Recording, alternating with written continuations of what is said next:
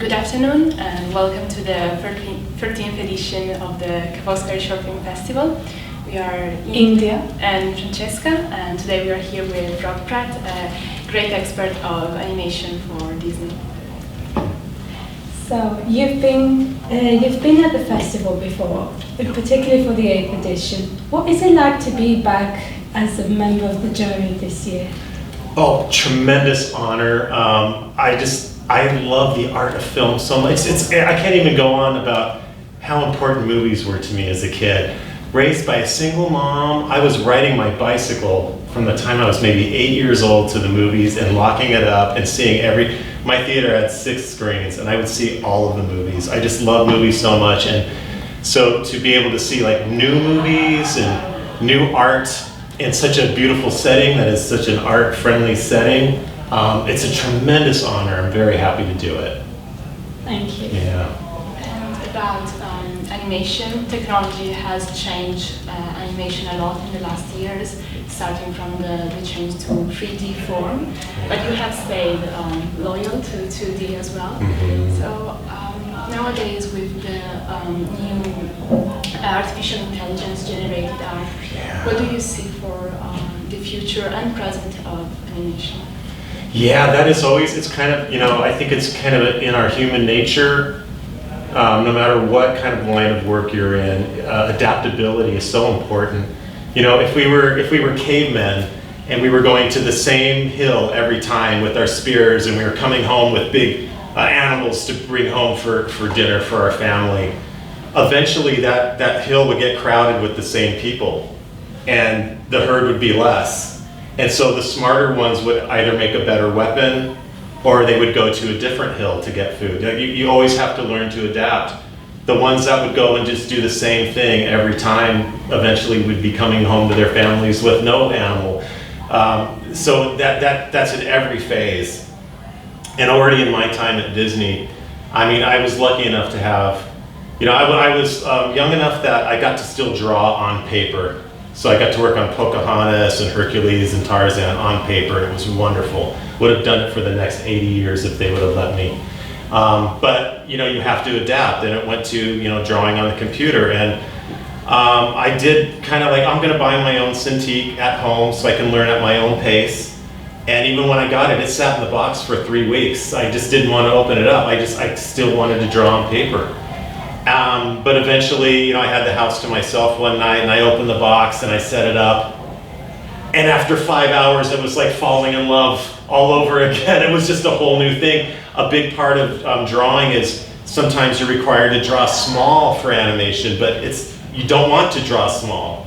So, you give up the tactile connection of paper to pencil, but what you get in return is I can draw whatever size I want, and then I can size it down to where it needs to be.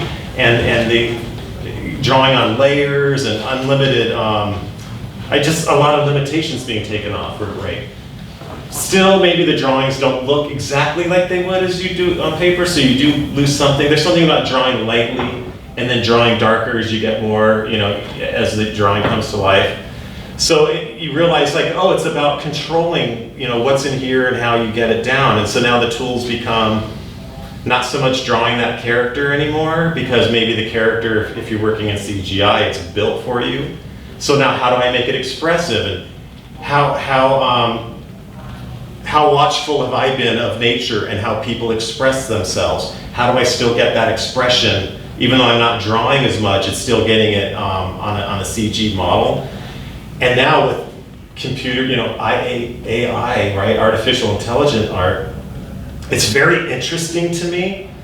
It'll just be yet another tool, I think, because it still goes back to, I think, art is timeless, and people want to see that connection of the artist to the art.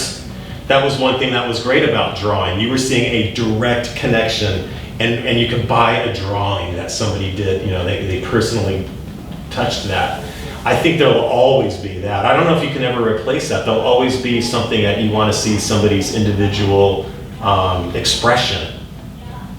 The other things will just be tools and how you work with them. But then with those tools, because you don't have that inherent connection right away, how do you make that compelling? How do you make somebody want to look at it and want to discern what it means and what that expression means and what is the artist saying?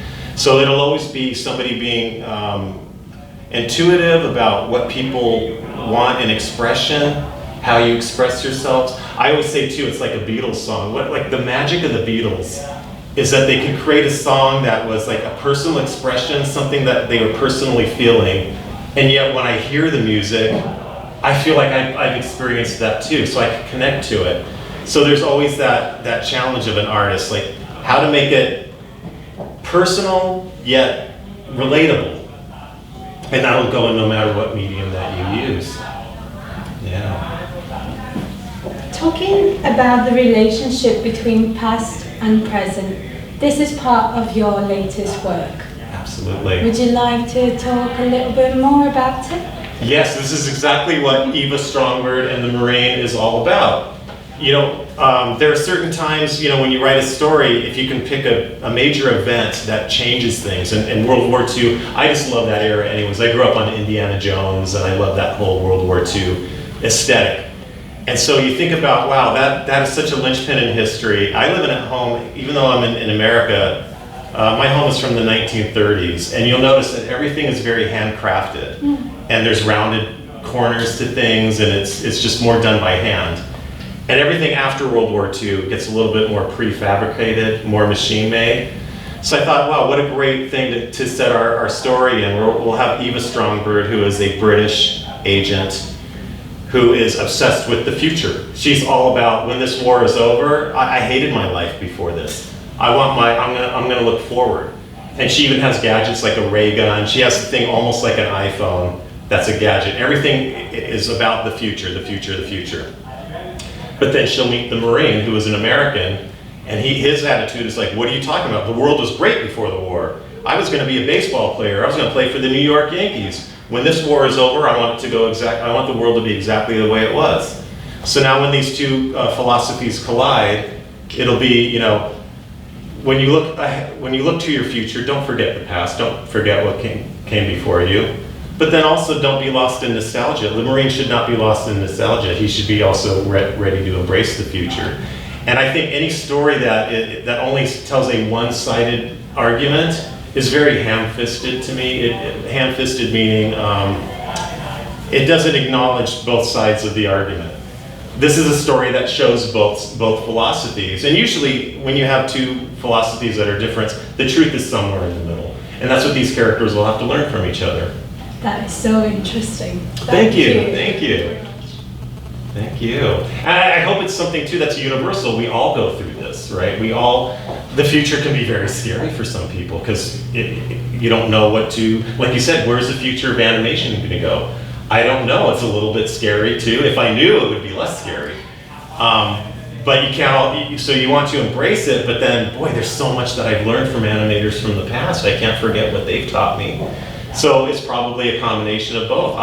And you know, even in my career, talking about going from paper to drawing on a Cintiq, I was lucky because I'm right in the sweet spot. If I was 10 years older, I saw my colleagues, they had a very difficult time transitioning to the digital age. They still wanted to draw on paper. Learning the computer was very intimidating to them.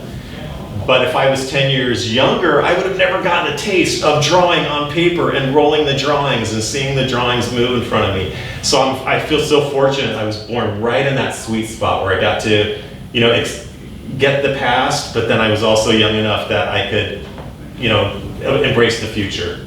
So you're basically in between these, in the past and the future of animation. I hope so, yeah, at least for now, in this era, right? Who knows? I do when I talk to students that are 25 years younger than me, I go, you know, someday you might be up here lecturing to students, and I can guarantee you in that 25 years from now, things will be done differently than they are right now.